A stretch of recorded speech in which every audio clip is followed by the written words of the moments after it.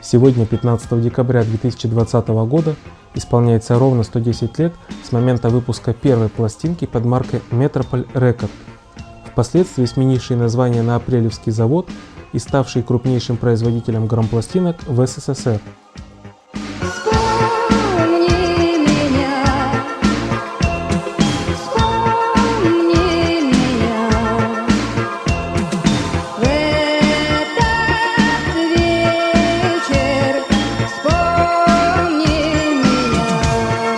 На заводе работало более 3000 человек, а выпуск пластинок превышал 50 миллионов штук в год. Нет уголка в стране, куда бы не попали пластинки этого предприятия. В более чем 90 стран был их экспорт. Но, к сожалению, завод не пережил 90-е. Я такой выбор сделал, я с этой дороги не сверну, нуждаюсь в вере и верю в поддержку народов России, в вашу поддержку и надеюсь на нее. В этом видео я хочу немного напомнить вам о пластинках и о некоторых записях, на них выпускавшихся.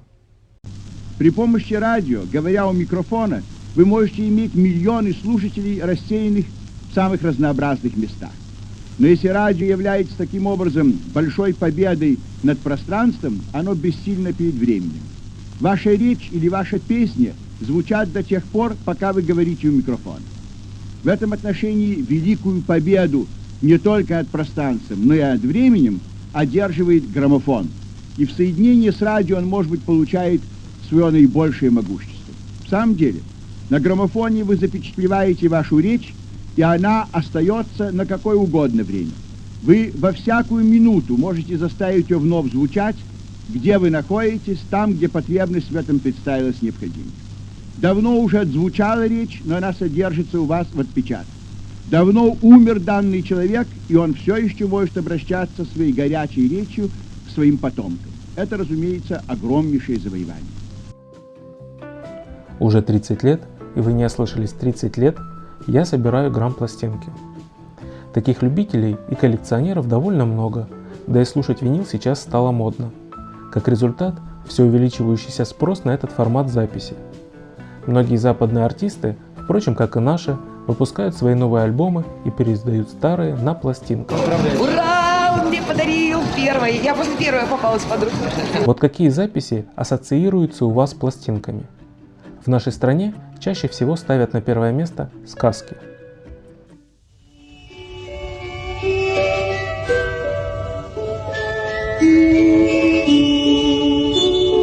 Мой маленький друг, здравствуй. Это я, сказочник. А сказочник – это немножко волшебник. Не одно поколение детей выросло на них. Не все знают, что сказки озвучивали самые лучшие артисты, писатели и певцы Советского Союза. Ну вот, например.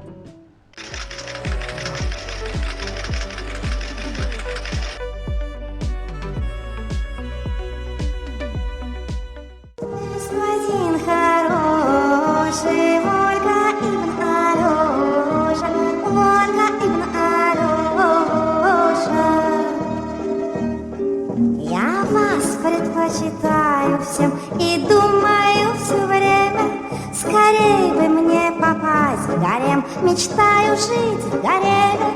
Отныне я ваша рабыня.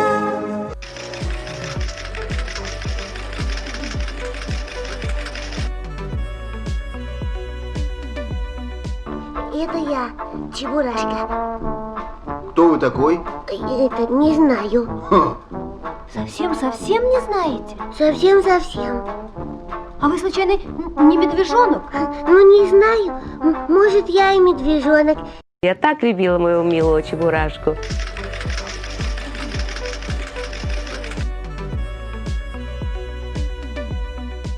Люди задрожали, звери, убежали птицы, улетели в теплые края. И, шагая в ногу, вышли на дорогу Груз-балбес бывалый, закадычные друзья. Ломать, кружить, рвать на части. Вот это жизнь, вот это счастье. Ломать, крушить, рвать на части. Вот это жизнь, вот это счастье.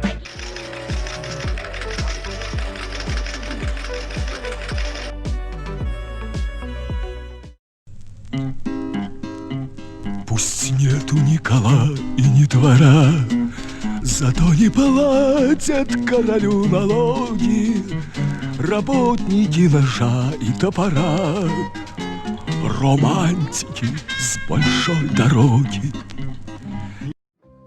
Согласно статистике, мои видео смотрят люди, достигшие совершеннолетнего возраста.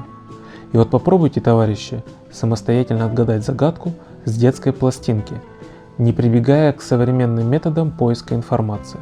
А ответ напишите в комментариях, будет очень любопытно.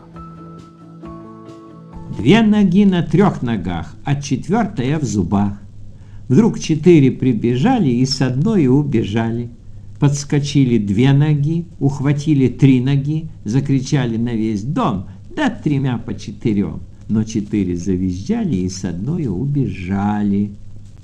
Ответ на эту загадку вы узнаете в самом конце видеоролика. Ну а на втором месте это классика. Вероятно, из-за того, что во многих школах на уроках музыки использовали пластинки в качестве учебного пособия. Вот опять несколько примеров. Все мы слышали в печальные минуты жизни вот эту музыку. Правда, да?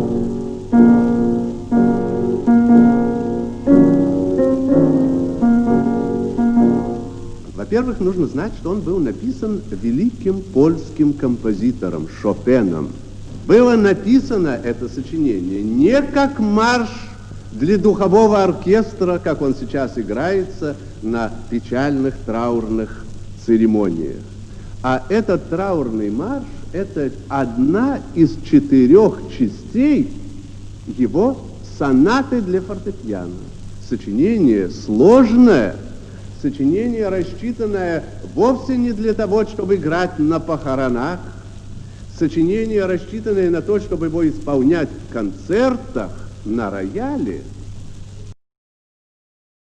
Лунная соната, посвященная Джульетте Гвичарди, раскрывает мир внутренних переживаний Бетховена. Скорбь, протест и гнев измученного болезнью и неудачами человека. В 3 частях сонаты остро ощущается бетховенское стремление преодолеть трагизм одиночества.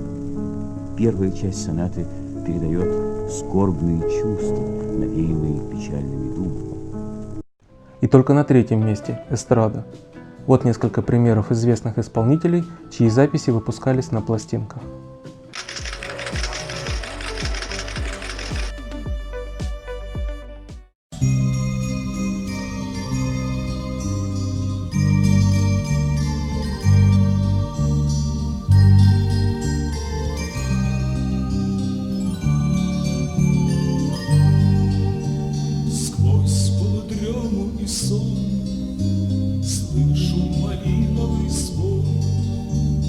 Это рассвет огонцы, в травах звенят бубенцы. Это средь грустных равнин вспыхнули грозди рябин. Это в родимой глуши что-то коснулось души.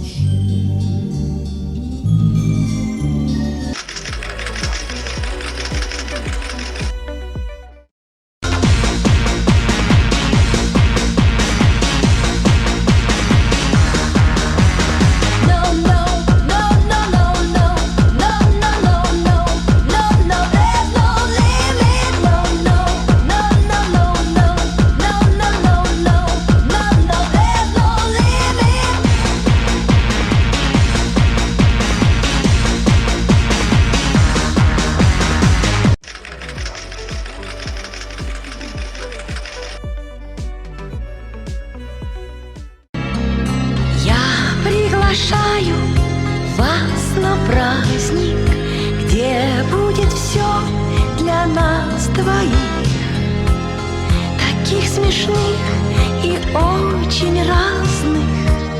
Я приглашаю вас на праздник, где будет все для нас двоих.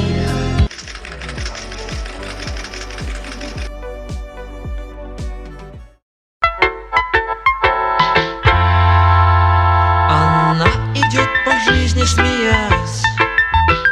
Она легка, как ветер, нигде на свете. Она лицом не ударит в грязь. Испытанный способ решать вопросы, как будто их нет. Во всем видит солнечный свет.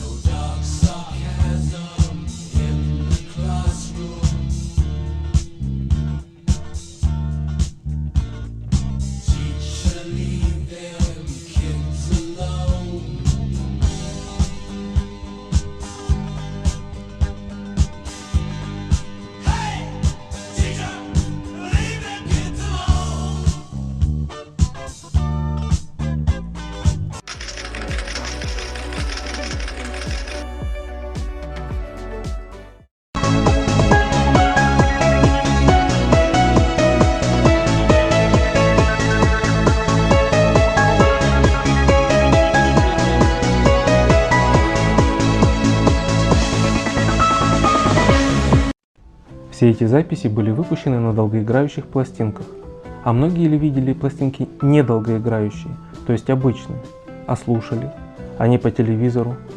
Вот о таких пластинках я и хочу немного подробнее рассказать.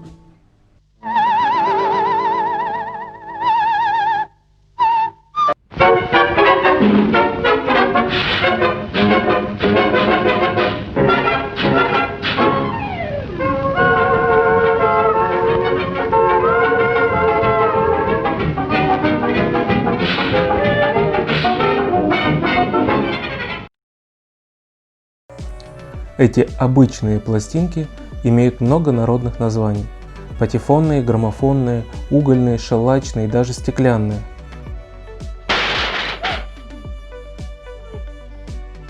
Это к счастью. Последнее, вероятно, из-за чрезвычайной хрупкости. Неосторожно взяли за край пластинки и отломили его, а если уронили, то считай все, вдребезги. Ну а теперь немного теории. Скорость вращения варьировалась в среднем от 70 до 120, но подавляющее большинство выпускалось на 78 оборотов в минуту. При этом скорость на советских пластинках не указывалась аж до конца 50-х годов. Кстати говоря, первые долгоиграющие пластинки СССР были тоже на 78 оборотов в минуту, но выпускали их совсем недолго. Разница между обычными и долгоиграющими пластинками в первую очередь, что и следует из их названия, во времени их звучания. Так долгоиграющая пластинка диаметром 30 см максимально может звучать до 40 минут сторона, в то время как обычная пластинка максимально 4 минуты сторона. Интересно все же, что осталось в памяти у людей из музыки, которая записывалась на таких обычных пластинках. Этим видео я хочу развеять миф об очень плохом качестве звука с таких пластинок. Он, конечно, не сравнится с современным, но вполне годен для прослушивания. Приведу несколько примеров как с советских, так и с зарубежных пластинок. Первая песня, записанная в США, выпущенная в начале июня 1953 года и уже 13 июня попала в чарты Billboard, а к 8 августа достигла первого места и удерживалась на нем более 9 недель. Итак, супруги Лес Пол гитара и Мэри Форд вокал.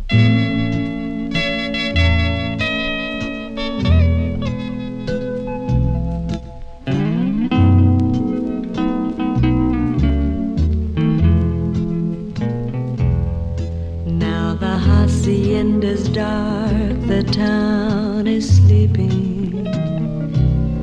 Now the time has come to part, the time for weeping. Vaya con Dios, my darling. Vaya con Dios, village mission bells are softly ringing. If you listen with your heart, you'll hear them singing. Vaya con Dios, my darling. Vaya con Dios, my love. Wherever you may be, I'll be beside you. Although you're many million dreams away, each night I'll say a prayer to guide you, to hasten every lonely hour of every lonely day. Now the dawn is breaking through a great tomorrow, but the memories we share are there to borrow. Vaya con Dios, my darling. Vaya con Dios, my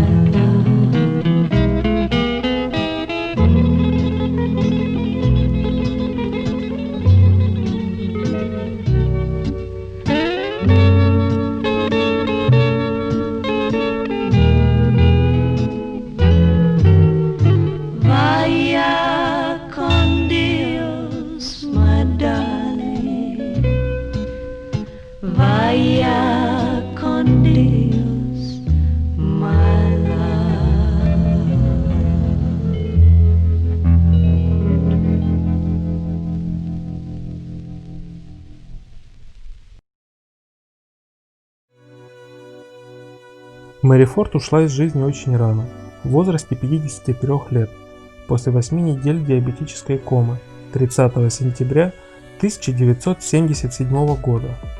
А Лес Пол дожил до 94 лет и умер от пневмонии 12 августа 2009 года.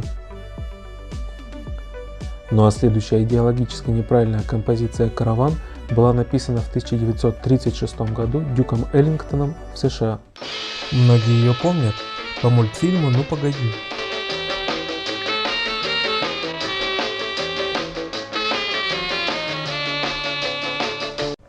23 января 1943 года Дюк Эллингтон выступает с концертом в Карнеги-холле, и весь сбор от него идет в помощь Красной армии.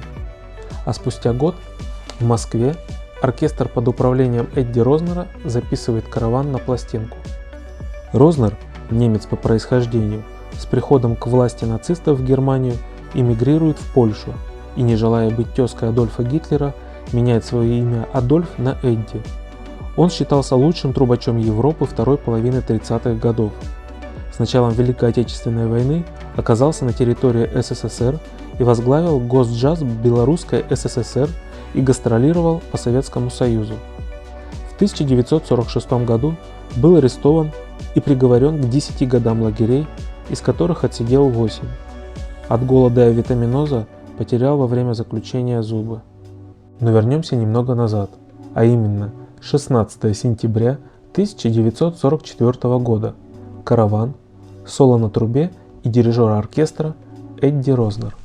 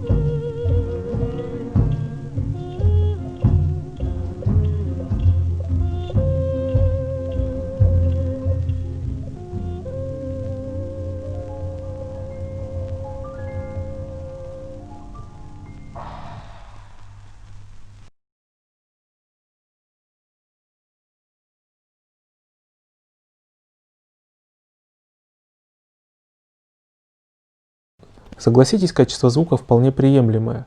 А если вы слушаете через хорошие наушники или нормальную акустическую систему, а не через динамики телефона или телевизора, то звук будет еще намного лучше.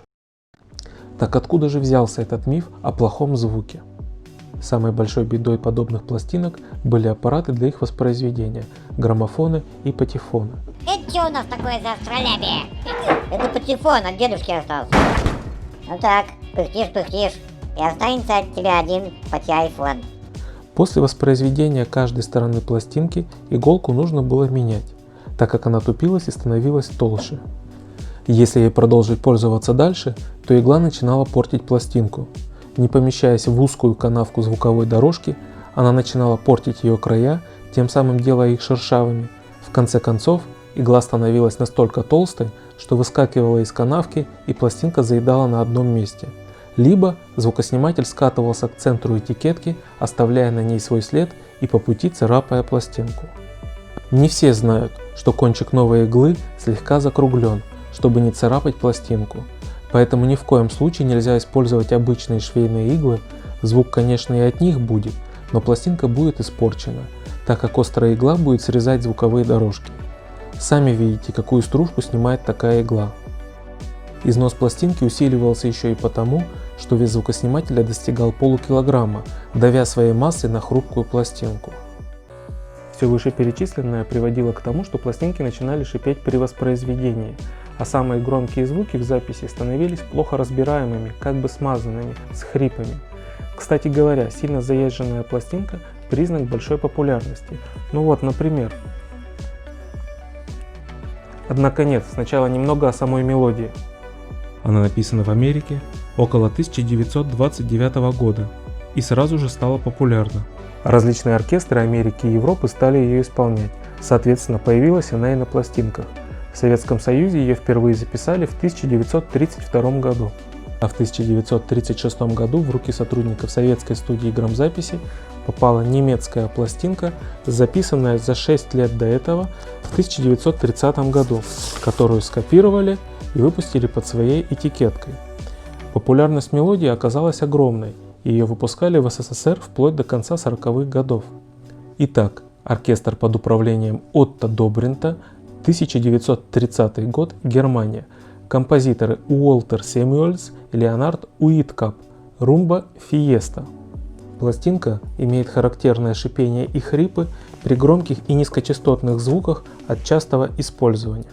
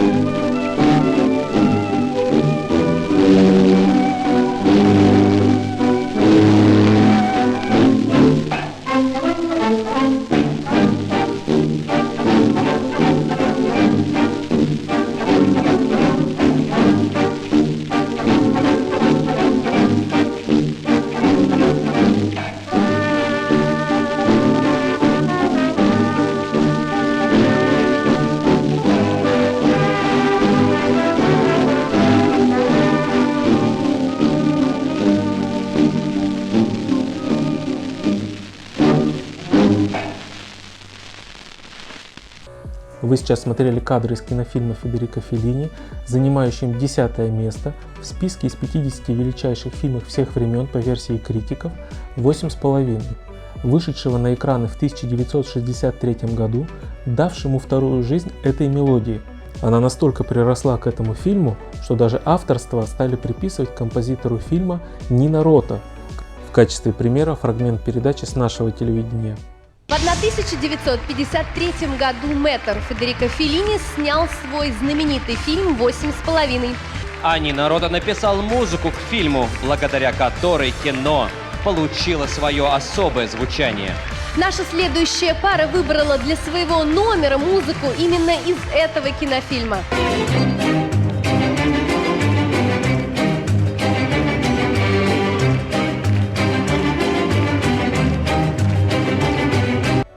Несмотря на возраст, мелодия жива, популярна за рубежом и исполняется различными коллективами и поныне.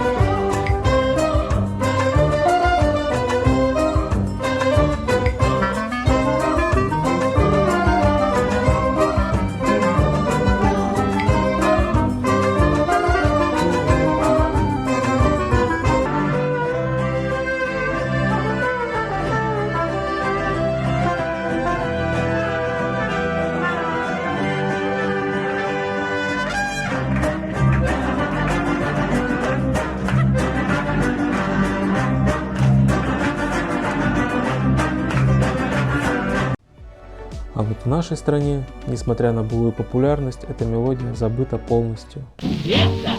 There's Tonio Pistachio. Yes, sir. See him roll the wicked eye. Yes, sir. As he twirls his big pistachio. Yes, sir. Hear the senorita sigh. Другие дефекты пластинок возникали в случае небрежного обращения. Чаще всего во время танцев, когда нужно было повторить особо понравившийся фрагмент записи. Например, резко уронили или опустили звукосниматель на пластинку, в результате возникала яма, иногда даже сквозная. Такие пластинки либо заедают, Утомленное солнце нежно с морем прощалось. либо перепрыгивают. Последнее особенно сильно раздражает. Попробую вам немного сделать нервы.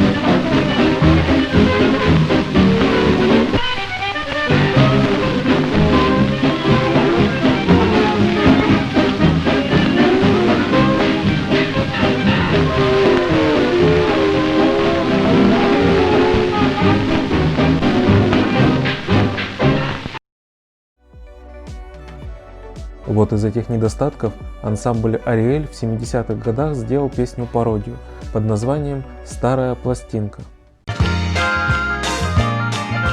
Ну, подружка, подружка к стороне.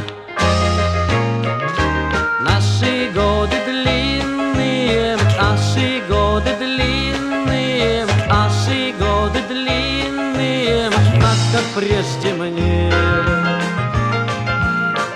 Но про дефекты я вам все сказал, поэтому будем считать, что с ними разобрались. Раскрою вам одну тайну. Принято считать, что на пластинках самый лучший звук среди всех носителей информации. Но почти никто не знает, что с середины 1949 года в нашей стране запись производилась сначала на магнитную ленту, а затем уже с нее переносилась на тон-диск и так далее. Не буду пока углубляться в тонкости производства. То есть фактически настоящая прямая запись на пластинку делалась лишь до 1949 года. А вот в начале 20 века процесс записи происходил следующим образом. Первым делом артистов или музыкантов рассаживали возле звукособирающей трубы, заменявшую нынешний микрофон. На конце трубы находился резец, нарезавший спиральную дорожку на восковом диске. Звуковая волна, издаваемая музыкальными инструментами или артистами, заставляла резец колебаться, и дорожка становилась извилистой. Впоследствии игра граммофона при воспроизведении повторяла те же движения резца и, соответственно, повторяла звуки. А теперь попытайтесь рассадить перед этой звукособирающей трубой оркестр и исполнителя так, чтобы никто никого не заглушал. Поверьте, это очень сложная задача. В конце 20-х годов звукособирающие трубы заменили на микрофоны, отчего качество записи значительно улучшилось, а на пластинках стали писать электро или электрическое, тем самым обозначая новый способ записи. Ну вот, все рассажены, проходит репетиция, и тут вам говорят: позвольте, но пластинка звучит не больше 3 минут, а ваш романс почти 4. Нужно сократить и уложиться. И подобных ситуаций было немало. Например, 19 августа 1937 года Леонид Осипович Утесов с дочерью пришел в студию записывать свою новую песню. Редактор, прослушав их на репетиции, сказал: «Только учтите, у нас строгий лимит. Пластинка не должна звучать больше 3 минут, так что вы уж постарайтесь, но уложитесь в срок обязательно». Утесов вспоминал: «Мы были так напуганы этим лимитом, что на записи пели с пулеметной скоростью. Загнали песню, но уместились в 2 минуты с небольшим. Слушатели пластинки, по-моему, половину слов просто не успели ухватить». Через год Леонид Осипович и Эдит Леонидовна решили записать эту песню снова. Но стараясь не спешить, они потеряли темп, пели буквально по слогам, и эта запись их вновь не устроила.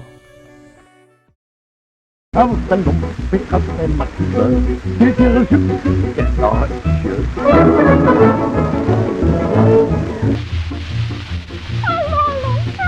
Сгорел наш замок, от всего мне тяжело.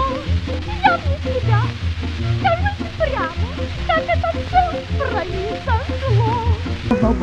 прекрасная Маркиза, что разорил себя и вас, не вынесом подобного сюрприза, и застрелился в тот же час. Упавший мертвым у птицы, он опрокинул до свечи, попали свечи на ковер, и запылал он, как костер. Года ветреный была, ваш замок выгорел дотла, огонь усадьбу всю спалил, а снег конюшню охватил, конюшня закрытой была, в ней кобыла умерла, а в остальном прекрасная Маркиза, все хорошо, хорошо.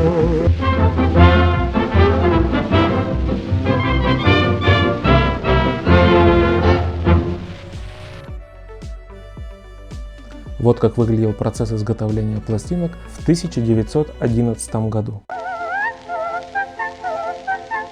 Происходит запись на восковой диск. Записанный воск отдают в гальванический цех, где на него наносят тонкий слой металла, который проникает в дорожки звукозаписи и полностью их повторяет. С получившегося оттиска делают еще несколько металлических копий в негативном варианте, и их отдают в цех, где эти металлические негативные оттиски, матрицы, используют для изготовления пластинок. Их закрепляют в станке, помещают на каждую этикетку, между этикетками кладут горячий мягкий пластик, и этот бутерброд плотно сдавливается в прессе. При этом пластик сдавливается, и на нем отпечатываются дорожки звукозаписи с металлической матрицей, а этикетка совершенно без клея намертво приклеивается к получившейся пластинке.